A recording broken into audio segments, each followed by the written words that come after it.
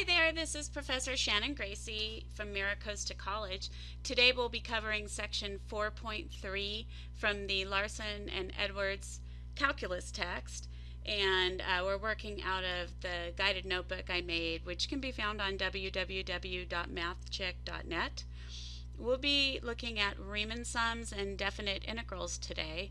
So what we learned in 4.2 is basically a special case of a Riemann sum, and so it'll be very similar stuff with some groovy other ways of finding area thrown in. All right, so let's take a look at this first problem. For your convenience, I put the summation formulas there. Okay, so what we're going to be looking at this time is we're going to be looking at evaluating the limit over the region, the limit of the summation of the heights of the rectangles times the widths of the rectangles in the ith subinterval over the region bounded by the cube root of x, y is 0, x is 0, and x is 1. Now, notice in our formulas, right, there is no cube root of I formula. So the trick is, in order to be able to use this method, what we'd be doing is letting our CI equal something that is a perfect cube, and therefore when we cube root it, we'll end up getting I over n. So that is the evil plan. But what happens is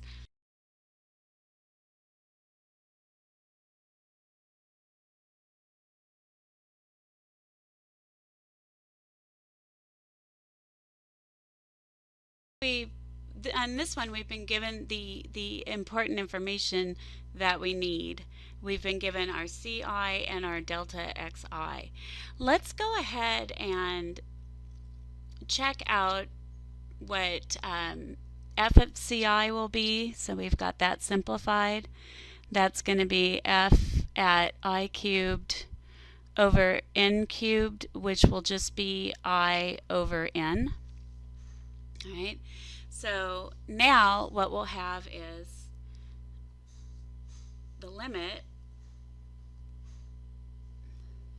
as n approaches infinity of the summation from I equals 1 to n of our f at CI times our delta XI. This will be the limit as n approaches infinity of the summation from I equals 1 to n of our f at CI, which was I over n, and then this guy here, I cubed over n cubed minus I minus 1 the quantity cubed over n cubed. Good so far? All right, so I'm going to bring our equal sign back over here. This will be a little long. What we'll have is the summation from I equals 1 to n. First of all, the limit, the limit as n approaches infinity of I over n times I cubed over n cubed minus, now let's take a look at I cubed minus 1 the quantity cubed using, you can use the binomial expansion, you can work it out yourself, you can use the Pascal's triangle to help you out, but it'll be I cubed, and then we will have plus I squared times negative 1 to the 1, and there's a 3 with that, plus 3 times I times negative 1 squared, and then minus 1 for 1 cubed. Now, simplifying, we will have the limit. So this will give us the limit as n approaches infinity of the summation from I equals 1 to n of I over n times the I cubed over n cubed, remember, is going to go away, and we'll be left with a positive 3i squared, a negative 3i, and a positive 1 all over n cubed. And then we'll have the limit as n approaches infinity of, I'm going to factor out, I'm going to separate the n's. We'll have 1 over n to the 4th times 3i cubed minus 3i squared minus I. So now it's getting a little bit more cleaned up. So this will give us the limit as n approaches infinity of.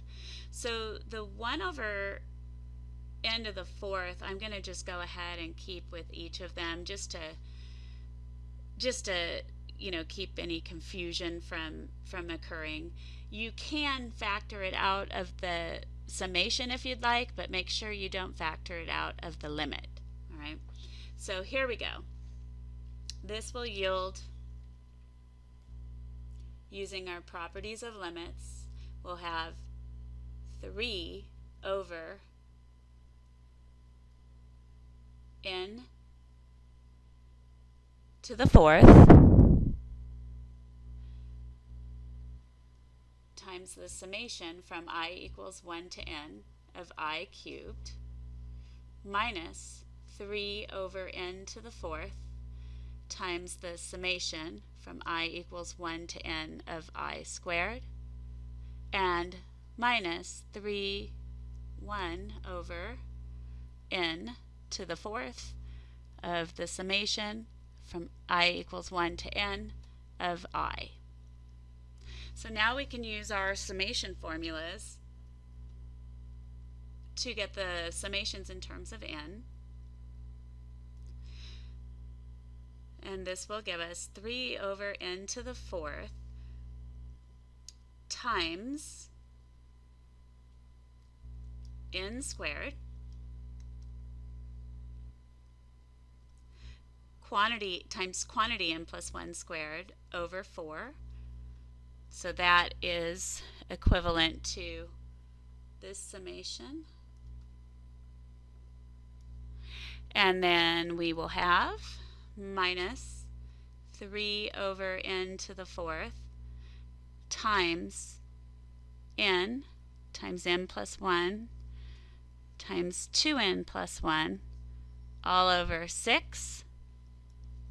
And that is the summation from I equals 1 to n of I squared.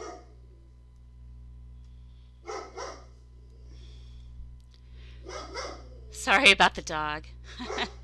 And then we'll have minus 1 over n to the 4th of, or times n plus 1 over 2. And that is the summation, summation from I equals 1 to n of I. All right, so now we just need to simplify some of this. So those n squareds divide out, and we'll have n squared remaining. For sure, one of these n's divides out. And then here, one of those will divide out. And we will have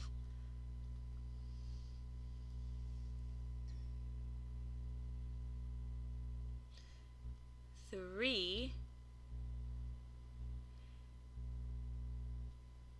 times n squared plus 2n plus 1 over 4n for our first summation. Then we will have, and I'm sorry, this is 4n squared. And then we'll have minus 3, the 3 and the 6 will divide out. Let's clean that up a little. So then we'll have, when we multiply this guy out, we'll have n squared plus 3n plus 1 over 2n cubed, and then minus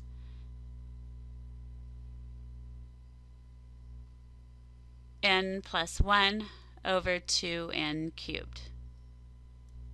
Now if you need to expand these out to ascertain what the limit is, that's fine. But do you see that the leading term here is going to be 3n squared, and the leading term here is 4n squared in the denominator?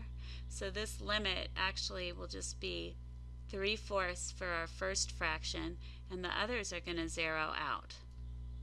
And we end up with 3/4 for our Riemann sum. Okay, how'd you do? How do you feel? If you need a break, that's fine. And if you need to expand out, the terms and everything and divide each to see what the limit is, that's also fine. But just remember your limits at infinity that we were doing. Okay, so next up, let's talk about so what we just did is a Riemann sum. So the definition is here. Basically, you've got this subinterval, or this interval, a to b, right? And delta is considered to be a partition of this interval, closed interval from a to b. So this is delta, all right? So basically, you're going from left to right on the horizontal axis. So x0 is to the left of x1, to the left of x2, etc. And a equals x0 and b equals xn. And delta xi is the width of the ith subinterval. So that would be xi minus 1 comma xi. Now ci can be any point in the ith subinterval. And when that happens, if that happens, this sum here, right, is called a Riemann sum of f for the partition delta. So this leads us to the definition, the limit definition of definite integral. And so if f is defined on the closed interval from a to b, and the limit of Riemann sums over partitions delta is the limit as the norm of delta approaches 0 of the summation from I equals 1 to n of f at ci times delta xi exists, then f is said to be integrable on the closed interval from a to b, and the limit is denoted in this way. So literally this is equivalent to this. So this is our definite integral of f from a to b.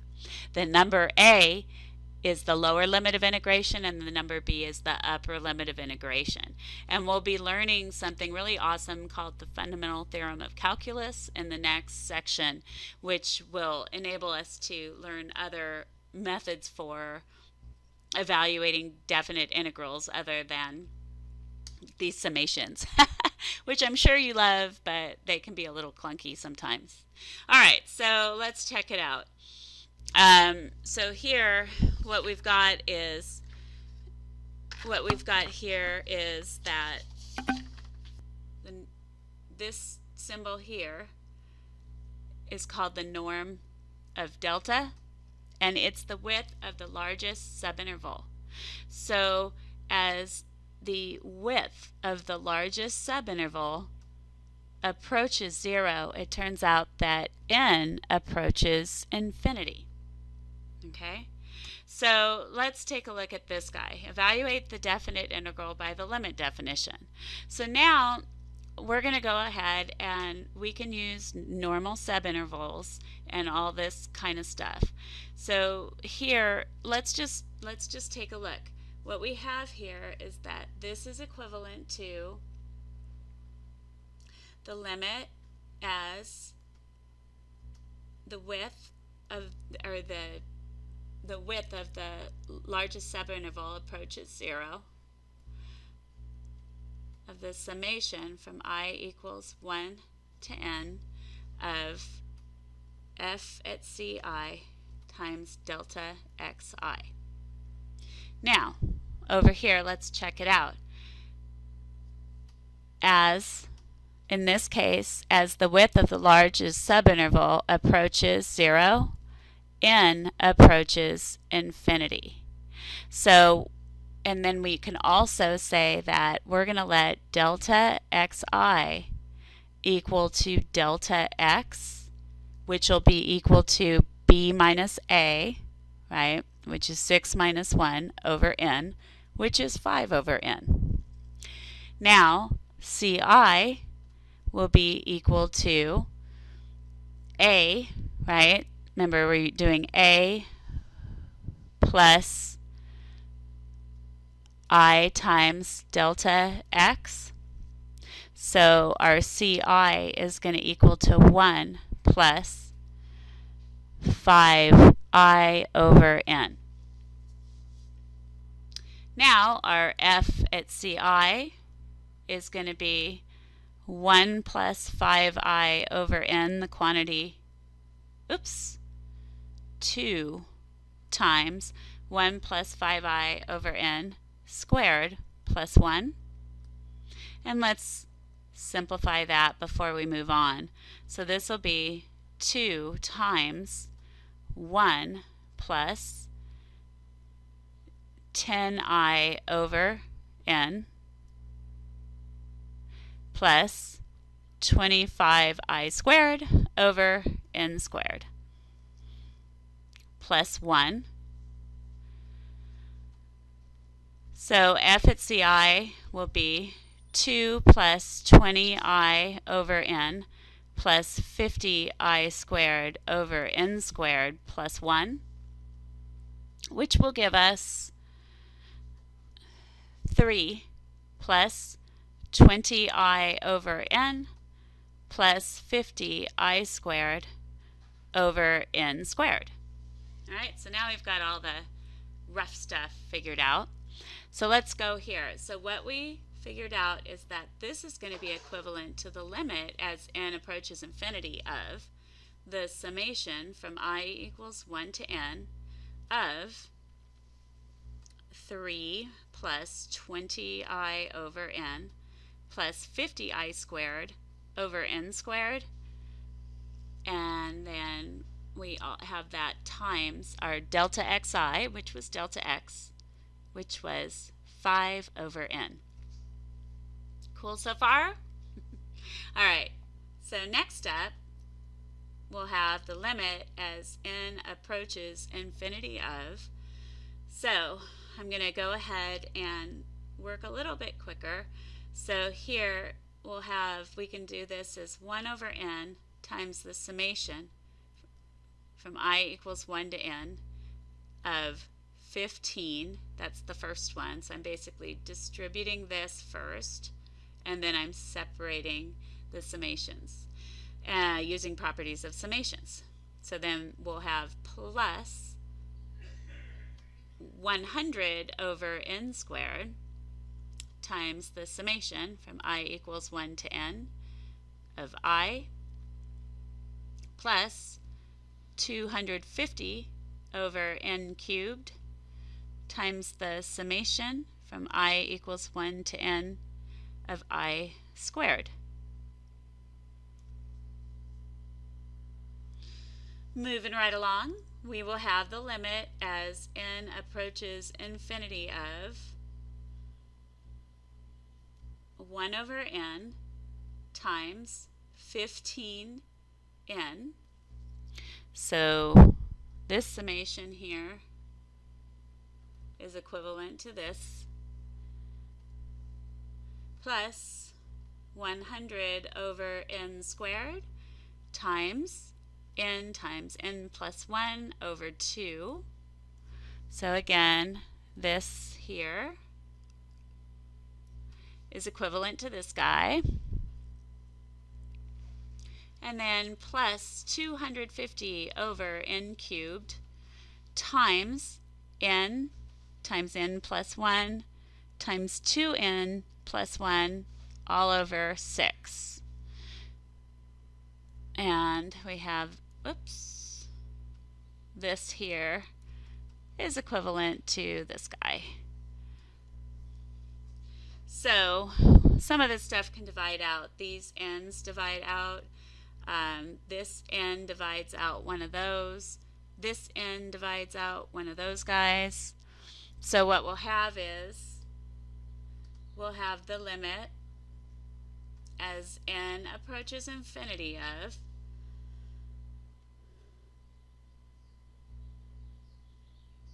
$15. Oh, and this 2 divides out some of the 100, and then this would be dividing out a 2 here would give us this. All right, so then what we'll have is this will be plus 50 n plus 50 all over n. This one will be plus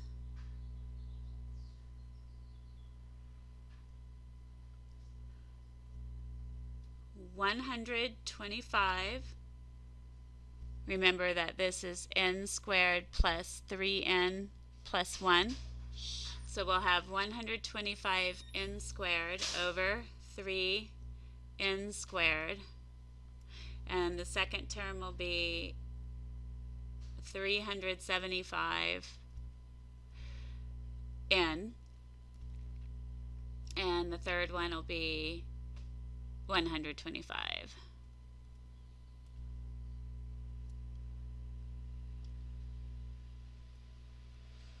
Okay, so remember, evaluating this limit, what will happen, the limit of a constant is the constant. Very good. So this will just give us, whoops, we're evaluating it now, so that we'll have 15 from that first term.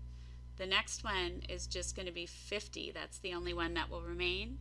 And then the last one, the only term in the numerator that has the same degree as the denominator is the 125, so we'll end up with 125 thirds, which gives us 65 plus 125 thirds. Getting a common denominator, that'll give us a result of, let's see,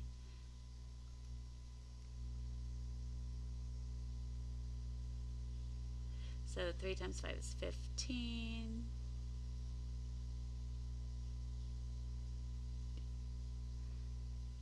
$195, I think. I'm being, it's a Saturday morning, so I'm a little too relaxed, I think. Yeah, $195. Okay, and so 195 plus 125 over 3, which will give us 445 thirds. Now notice that this one ended up being positive, but a definite integral can be negative because we do not have the condition that the function values, the y values, are positive. So don't panic, if you get a 0 definite integral, or if you get a negative definite integral. It's okay. When you're dealing with area, you have to make adjustments sometimes. Okay, so here's some definitions and properties that are useful. So if f is defined at x equal to a, then the integral from a to a, of f at x times dx is equal to 0, because basically the width of the interval is 0. So the base of your rectangle, if you were thinking of the sums, would be 0, and 0 times anything is 0. If the limits are swapped, right? If you're taking the definite integral from b to a of f at x dx, you can flip the integral and apply a negative. So you get negative integral from a to b of f at x dx. And the theorem 4.7 is telling us that if you have the integral of a constant times a function, you can take that constant out. So we'll be using that a lot. You can take the constant out, you can put a constant in, all that kind of good stuff. And then secondly, the definite integral of a sum or difference of functions is the sum or difference of the definite integrals. Preservation of inequality just tells us that if f is integrable and non-negative, right, so it's either 0 or positive outputs, function values, that means that definite integral has to be less than or greater than or equal to 0. And if f and g are integrable on the closed interval from a to b, and all of the function values for f are less than or equal to the function values for g, then it turns out that the definite integral of f will be less than or equal to the definite integral of g. All right? So these are, just some useful items. Now, continuity implies integrability. All right? So if a function f is continuous on the closed interval from a to b, then f is integrable on a to b. That is, the definite integral from a to b of f at x with respect to x exists. Okay? So now let's just use our definition, right? The limit as a definite integral on the interval from a to b, where ci is any point in the ith interval. So this is equivalent to the integral from 2 to 6 of, don't forget your parentheses, 8x plus 15 with respect to x. Good so far? All right, and this guy will be equivalent to the integral from 0 to 12 of 5x times the square root of x squared plus 2 with respect to x. Okay, moving right along. Now, these are really cool. You can sketch the integrand, right, the function that's inside the integral, and then use a formula from geometry to evaluate the integral. So this is how you do it. Let's get a grid going on here.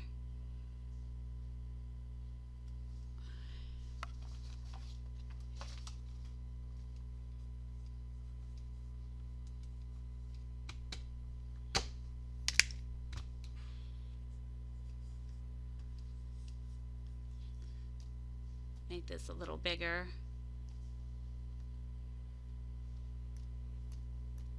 They're going to cooperate. My mouse decided it didn't feel like working, so you gonna come back? Nope. Okay, we'll just use that size. All right, so now we'll have if we sketch 3x, that's the integrand, right? So if we say, hey, f at x is 3x, right, and we're just going from x is 0 to x is 3, right? What's going to happen is, let's make this and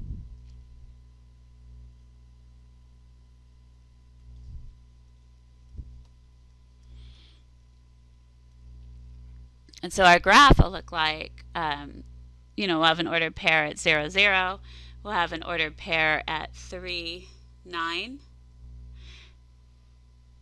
so that'll be your curve, so to speak. And then you're bounded from, remember, x is 0 to x is 3. That's why I stopped at 3, right? And then we're also going to be bounded here. The line y is 0. So our region is this guy here. And what shape is this? Perfect. This is just a triangle, right? So I actually ran across this quite a bit when I was getting my master's degree, where setting up like these double integrals would be really mean. But if you understand what shape they make, you know, it's just a triangle. You can find the area of a triangle, right? So this is basically, since we've got all positive function values, this integral, right? We have all 0 or positive, so non-negative function values. So that means that this will be equivalent to the area of that triangle, right? So what is the area of the triangle? The area of the triangle is just half times base times height. And this triangle has a base of 3 and a height of 9, right? So we end up with 27 halves. So it turns out our definite integral is 27 halves. Cool? Awesome. And I usually always give one of these on an exam. All right. Okay, so now this one is, what kind of shape does this make?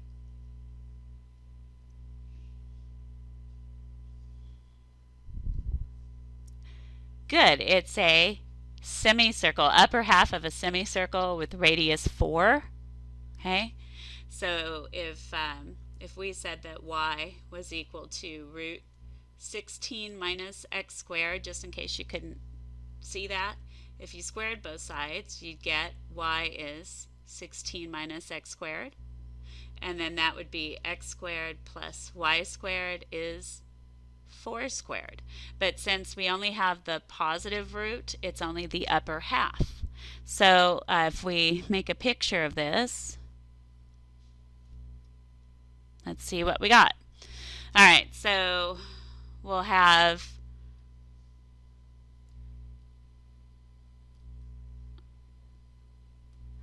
a circle, top half of a circle, so a semicircle here.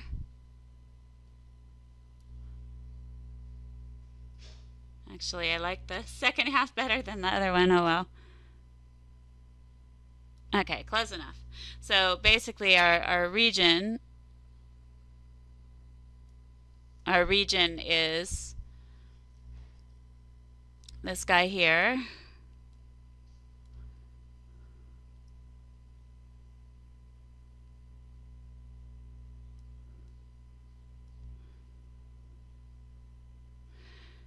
And again, our y values are all non-negative, and so this will be equivalent to the area of the semicircle, right? Area of the semicircle.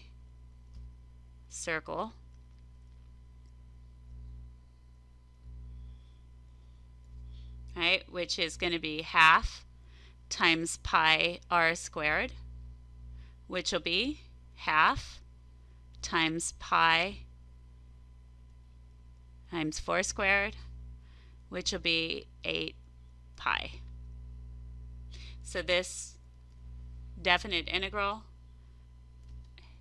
is 8 pi. Now, you might be wondering why I'm not putting square units. I'm not doing that because it didn't ask us to evaluate the area. It so happens that this is equivalent to the area as well, but we were just asked to evaluate the definite integral. All right? Okay, so next up, we're going to use some of those properties. Right? So we've been given that the integral from 0 to 3 of f of x dx is 4, and the integral from 3 to 6 of f of x dx is -1. So let's figure out, you know, what we have going on here.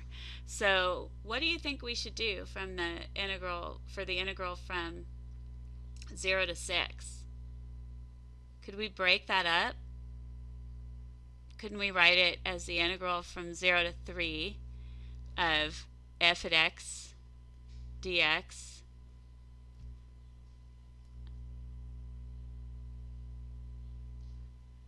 plus the integral from 3 to 6 of f at x dx, since I know those values?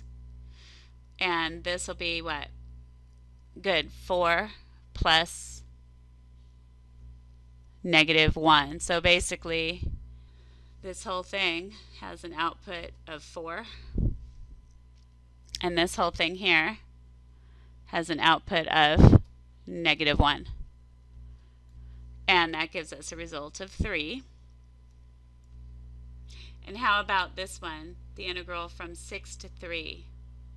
Good, that'll be equal to negative the integral from 3 to 6 of f at x dx, which was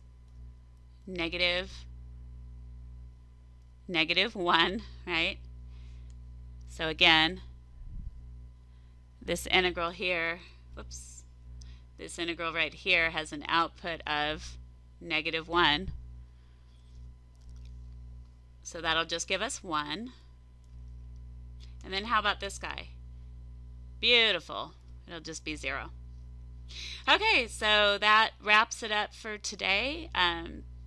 I'll see you soon maybe for section 4.4. Have a fabulous day. Bye.